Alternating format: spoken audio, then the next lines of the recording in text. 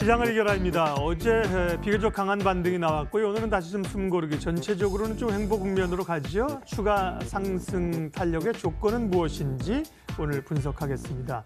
NH투자증권 조연주 연구위원 오셨습니다. 어서 오십시오. 안녕하세요. 그러게요. 어제는 이제 기대보다 그런 날이 별로 많지 않은데 기대보다 강하게 올랐고 코스피는 기관들이 또 외국인들은 코스닥 쪽에 샀는데 시장 반등의 의미, 어제 이렇게 강하게 사들어왔던 요인들은 어떤 걸까요?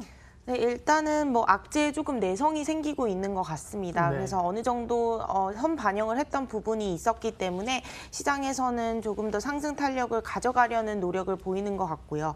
다만 저희가 이번 반등에서 뭔가 의미를 부여하기에는 아직까지는 좀 이르다라고 말씀을 드리고 싶고요.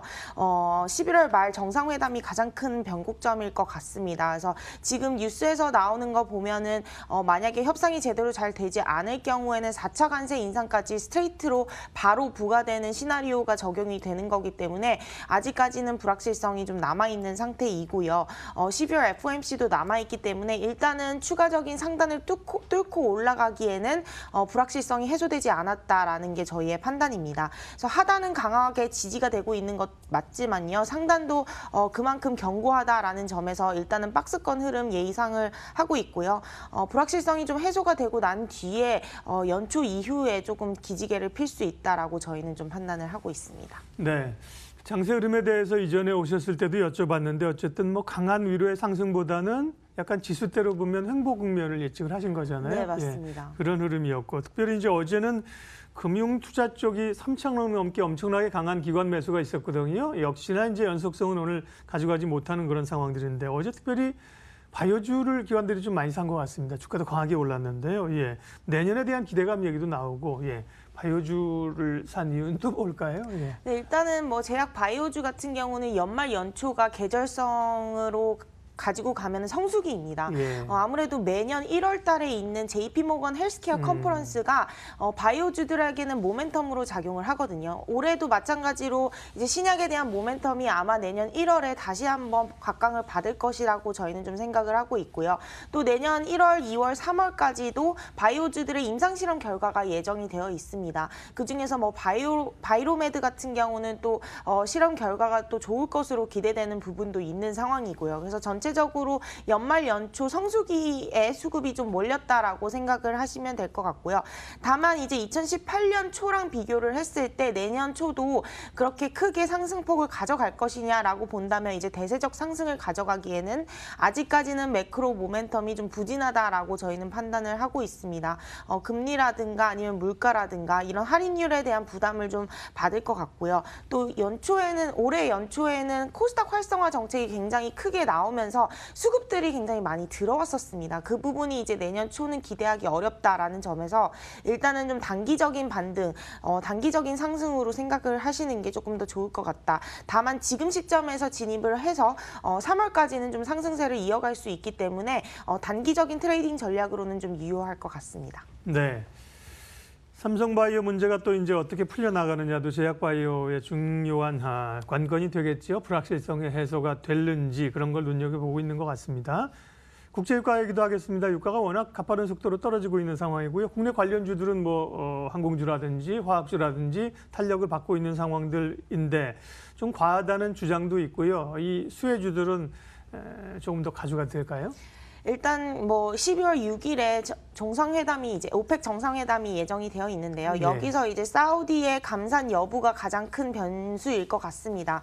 지금 상황에서는 이제 사우디가 감산을 추가적으로 할 수 있을지에 대한 의구심이 많은 상황이고요. 러시아와 사우디 간의 정상회담에서도 아직까지는 뭐 추가 감산 협의 가능성에 대해서는 아직은 뭐 확신할 수 없는 상황이라고 보시면 될 것 같습니다. 그래서 그런 불확실성을 좀 고려를 한다면은 국제 유가도 크게 상승 탄력을 이어가기는 어려울 것 같고요. 저희는 뭐 $50 선에서 박스권 흐름을 당분간 내년 상반기까지는 좀 유지될 거다라고 보고 있습니다. 그리고 계속해서 트럼프 대통령이 저유가에 대한 압박을 지속을 시키고 있고요. 사우디도 이에 압박을 좀 받는 부분도 있기 때문에 일단은 저희는 V자형 반등이 큰 폭으로 나타나기는 좀 어렵다. $50 선에서의 유지로 좀 판단을 하고 있어서 당분간은 뭐 조선이라든가 항공 이런 운송 쪽 수혜들은 좀 이어질 수 있다라고 보고 있는데 주가가 과도하게 좀 상승을 하는 부분에 대해서는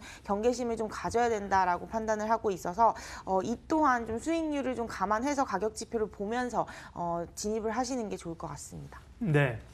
이번 주 사실 시장에서 가장 관심 있는 섹터는 두 가지입니다. 이제 제롬 파월 포함해서 연준 의원들의 그 발언 내용들이 전해지는 거 하고요.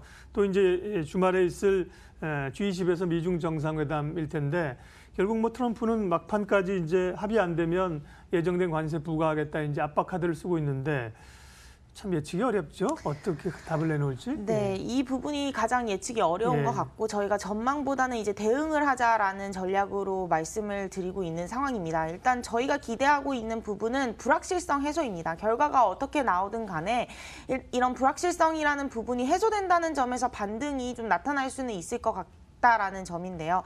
그런 부분을 봤을 때는 반등폭이 크지는 않을 수는 있을 것 같고요. 만약 긍정적인 시나리오로 나온다라고 한다면 반등폭이 좀 클 것 같습니다. 결국에는 반등이 나오기는 하지만 결과에 따라서 반등폭이 어느 정도인지에 대한 차이라고 보시면 될 것 같고요. 일단은 뭐 미중 무역 갈등 같은 경우는 지금 나오는 뉴스 플로우는 긍정적인 뉴스는 아닙니다. 그래서 협상이 제대로 되지 않을 경우에는 좀 4차 관세 인상도 열어둬야 되는 상황이고 제롬 파월의 연설 또한 뭐 비둘기파적으로 급진적으로 선회하기도 어려운 상황인 것 같습니다. 그래서 시장의 상단을 누르는 재료로 계속해서 작용을 할 것이다라고 저희는 보고 있어서 다소 좀 보수적인 전략 접근 좀 제시드리고 있는 상황이라고 보시면 되고요.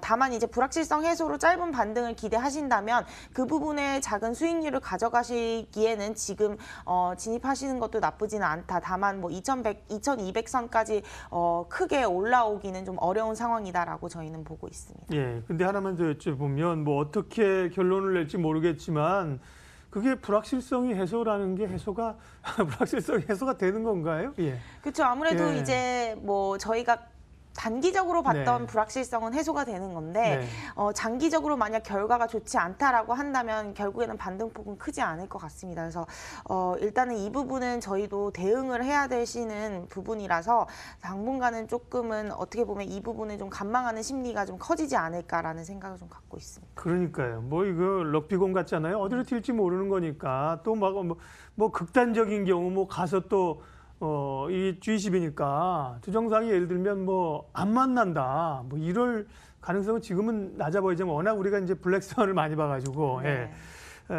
혹은 뭐 손을 잡고 정말 무슨 타협안을 내놓는다면 불확실성이 해소되겠지만 어렵습니다. 여쭤보면서도 뭐 어디로 튈지 몰라서. 네. 자, 그러면 시장은 어쨌든 간에 우리는 10월 같은 어쨌든 하방 압력은 상당히 줄어든 상황들입니다. 대응 전략하고요. 관심 섹터 좀 얘기해 주세요. 네, 아무래도 뭐 10월이나 11월보다는 12월도 조금은 하단은 올라오지 않을까라는 생각을 좀 가지고 있고요. 그 이유는 이벤트들이 뭐 극적으로 가지는 않을 것이다라는 전제 조건 하에서 저희는 말씀을 드리고 있습니다. 그리고 11월 달에는 뭐 5G라든가 게임주, 엔터주들, 2차 전지 이런 업종들의 기관 수급이 좀 몰렸다면 12월부터는 조금씩 업종이 뭐 섬유의복이라든가 음식료 그리고 중국 관련 소비주 그리고 제약 바이오주 쪽으로 조금은 수급이 옮겨가는 상황인 것 같습니다. 그래서 저희는 지금 상황에서는 뭐 11월 말에 한중항공 실물 회의도 있고요.